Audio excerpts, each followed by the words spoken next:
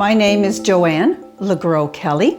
My name is Colin Kelly. I was diagnosed with osteoporosis about 12 years ago. Shortly after my diagnosis, my husband Colin was diagnosed as well. I got into the sport of triathlon about 20 years ago. I had a running injury, went for a routine x-ray, and the technician said, that looks a little light, I recommend that you get a bone density test done. And to my great surprise, came up with a diagnosis of osteoporosis. So I'm Amber and I'm 35 years old. The type of osteoporosis I have is pregnancy related. I had suffered from severe spinal fractures 2 months after giving birth to my son. I'm Jerry Corcoran. I'm 63 years old. I was diagnosed with osteoporosis when I was 55 years old. I'm Juanita Gledhill. I'm 53 years old, and I was diagnosed with osteoporosis just after my 50th birthday. I was surprised to get the diagnosis, even though I am a health professional and I considered myself a very healthy individual who eats well and is very active and exercises a lot. I thought that my active lifestyle would insulate me from such things. My doctor was proactive. He told me if there's a history of fracture in the family, my mother had osteoporosis.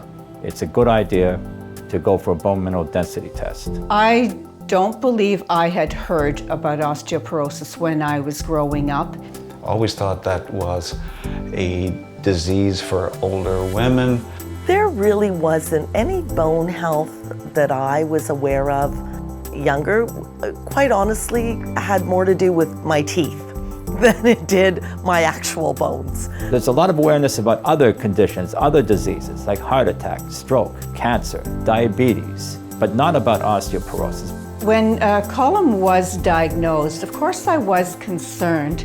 I think probably the most difficult part for my wife was being called to emergency when I would have these falls and breaks, and was not sure what kind of condition her husband was in. I had significant pain in my back and I could hardly move. I was then in bed for 2 days. But it was really strange because there wasn't a specific incident. I didn't fall, I didn't lift something and suddenly, hear a crack or anything like that. It just sort of came on throughout the course of one afternoon. When I got the call, I actually couldn't believe it. I was taken aback. I started to think, so what does this mean? And my first thoughts were, if I fall, I might break. I really couldn't do anything for my son other than nurse him. So if someone placed him in my arms, I could nurse him. But beyond that, I wasn't able, to lift him or bathe him or really do any of those things that, a mom should be doing. I don't think the public is all that aware about osteoporosis, especially men. When I was growing up, there was no thought, no discussion of bone health.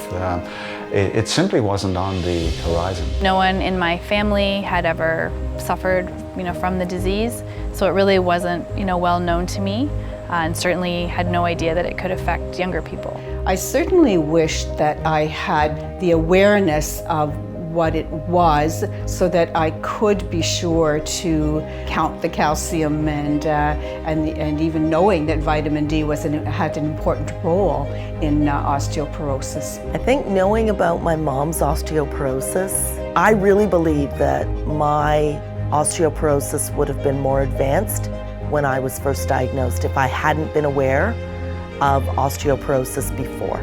I decided I would like to do some volunteer work, so I thought that Osteoporosis Canada would be a good fit. As a 1-800 volunteer, I answer phone calls. I find that many of the callers want some information fast because they've been diagnosed with osteoporosis and they want to know where they go next. I explain my situation, my experiences, and that puts a lot of people at ease. They're pleased that I can speak to them on the same level as a patient. I think osteoporosis is really misunderstood. There's lots of misconceptions. I think Osteoporosis Canada does a great job of getting information out about the disease and about how we can help prevent it and help live well with it. So it ended up that I lost almost 3 inches of my height, all in my torso, because of all of these fractures. Really wasn't able to have, the year off that I had envisioned. And it took a really, really long time for me to recover from that and not be in, significant pain. I don't let osteoporosis overshadow my life, but I let it inform my choices. So for myself and my family, I think osteoporosis has changed our plans. I mean, we wanted to have a couple of children, and I don't think that will be in the cards for us anymore. It's your bones, it's your skeleton, it's your structure. So really it is everything. I'm thankful that I learned about osteoporosis. I learned that I had it, and that I learned that I could deal with it, I could live with it. Canadians need to know that osteoporosis can happen to anyone. Once you've been diagnosed, you're living with it. Bones need care. And there's a disease that can actually compromise your bones, because I don't think people understand that. That's all my son has ever known. I feel like he hasn't really been affected by my condition or by my inability to lift him up. The other day, he didn't want to do something, so he said, "Oh, I can't, my back hurts." And I thought, oh my gosh, does he hear me saying that? I'm grateful that I know that I have the disease, because now I can actually do something about it. And I can impact how much it impacts my life. I am the face of osteoporosis. I am the face of osteoporosis. I am the face of osteoporosis. I am the face of osteoporosis. I am the face of osteoporosis.